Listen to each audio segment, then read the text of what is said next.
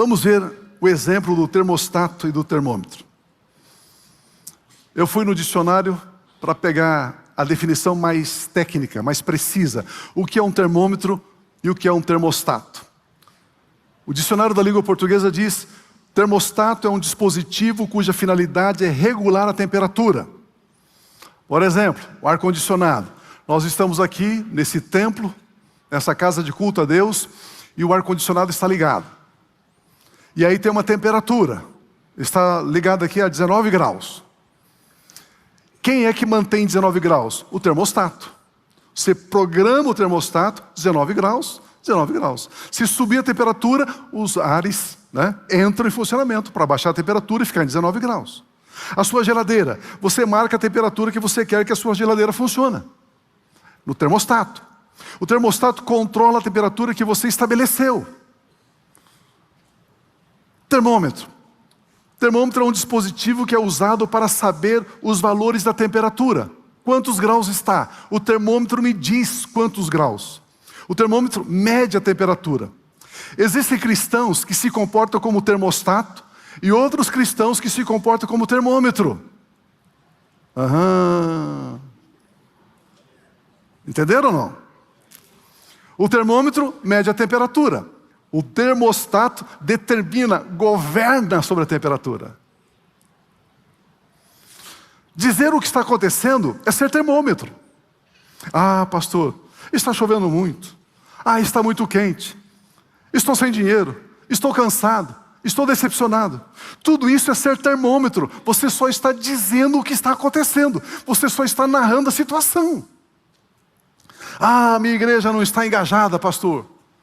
Ah, meu ministério não está avançando. Ah, os meus filhos não têm jeito.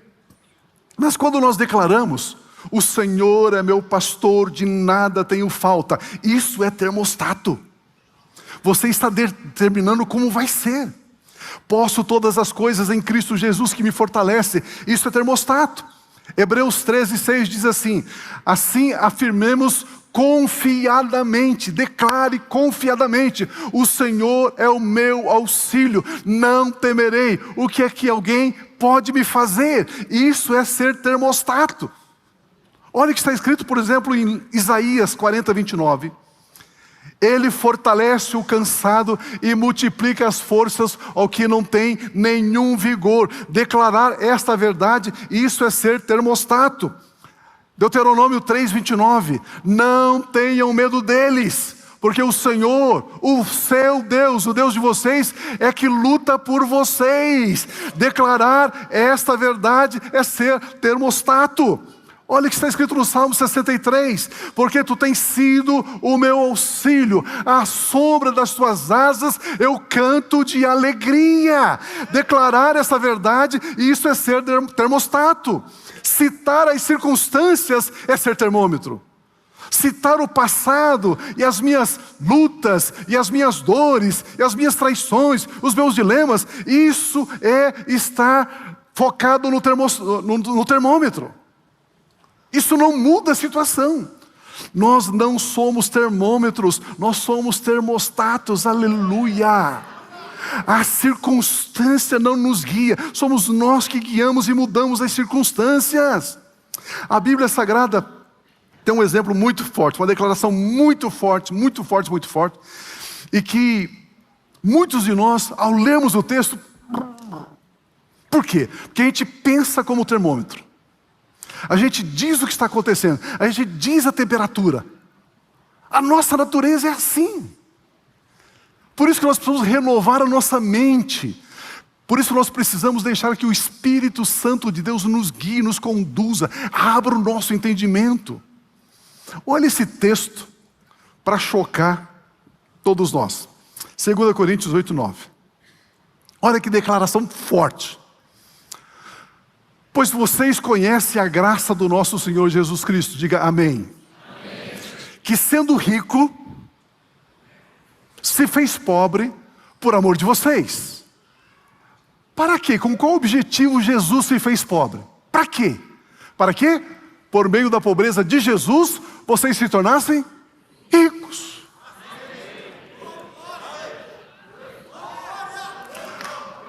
quando a gente lê um texto desses, você fala, não é bem assim.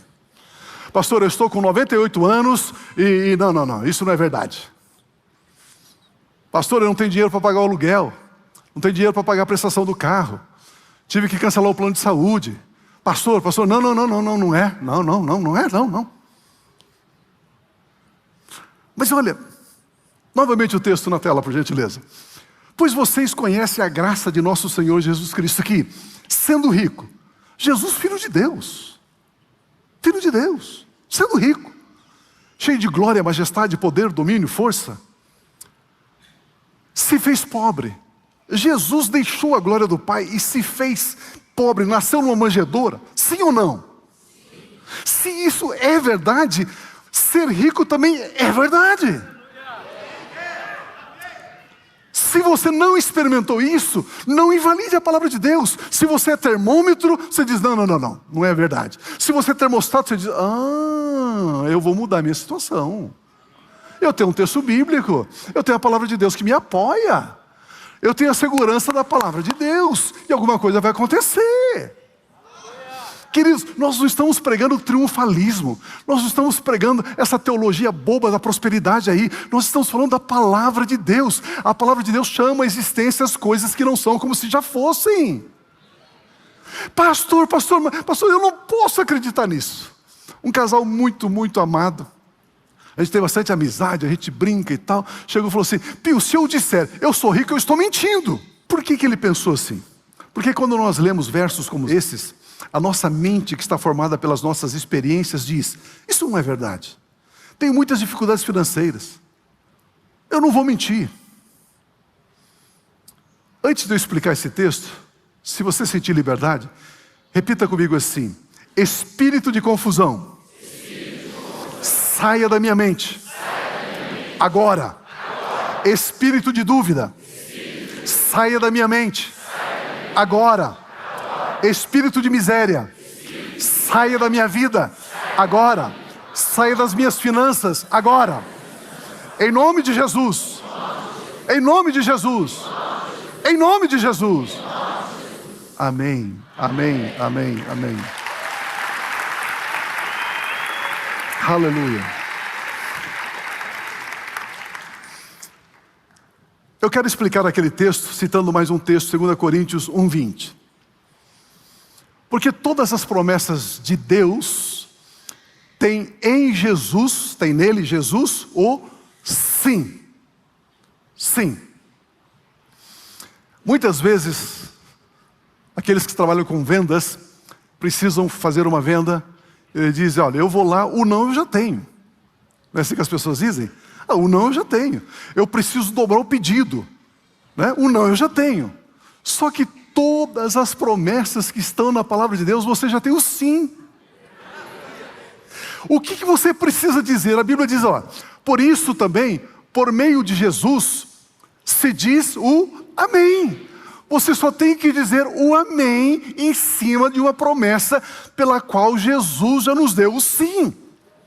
Para a glória de Deus, por meio de nós. Deus Pai é poderoso para cumprir cada promessa. Quem liberou o cumprimento das promessas de Deus Pai foi Jesus Cristo. A nossa parte é dizer amém, assim seja, eu creio, eu recebo, lambano. Te agradecemos, Senhor Deus. Vamos aprender com essa analogia aqui. Lá no interior a gente chamava uma árvore frutífera, por exemplo, um abacateiro, a gente chamava um pé de abacate, não é assim? Um pé de laranja, um pé de mamão. Vamos imaginar então um abacateiro, um pé de abacate. E você plantou lá no quintal da sua casa um pé de abacate. Eu vou lá visitar, está um pé de abacate assim de 1,5 metro, 2 metros de altura. Eu chego para você e digo assim, o que é isso aqui? Você disse, é um abacateiro. Um abacateiro? É. Quantos abacates você já colheu aí? Nenhum. E como que você pode dizer que isso é um abacateiro se você nunca colheu um abacate aí? Não. Ele está crescendo. Ele está se formando. Ele está amadurecendo. Mas aí 1 ano tal, eu vou colher abacate daqui. Você é um mentiroso. Você está chamando esse pé de abacate, de um abacateiro, se você nunca colheu um abacate. Você é mentiroso por chamar aquele pé de abacate de abacateiro? Não. Você é mentiroso ao dizer assim, em Cristo Jesus eu sou rico? Você é mentiroso? Não. Não. Imagina o seguinte, um bichinho foi lá e furou o pé de abacate. E ele começa a secar. E seca. Aí você tem que cortar o pé de abacate. Cortou. Ao jogar fora esse pé de abacate, que nunca produziu um abacate, você vai mudar o nome dele. Vai? Ou continua sendo abacate? Continua sendo abacateiro. Mas ele nunca produziu um fruto.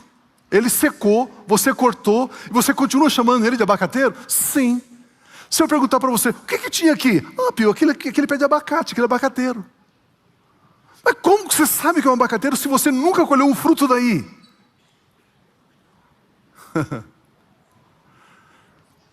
A natureza da palavra de Deus está em nós, mesmo antes de produzirmos qualquer fruto.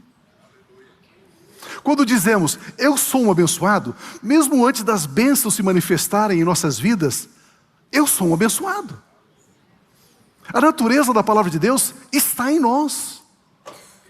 E se o abacateiro secar, morrer, antes de produzir qualquer fruto, nós vamos mudar o nome da planta? Não, é um abacateiro. O fato de um abacateiro não produzir nenhum fruto, não significa que não seja um abacateiro. O fato de você ainda não ter desfrutado das riquezas prometidas na palavra de Deus, não significa que você não é rico.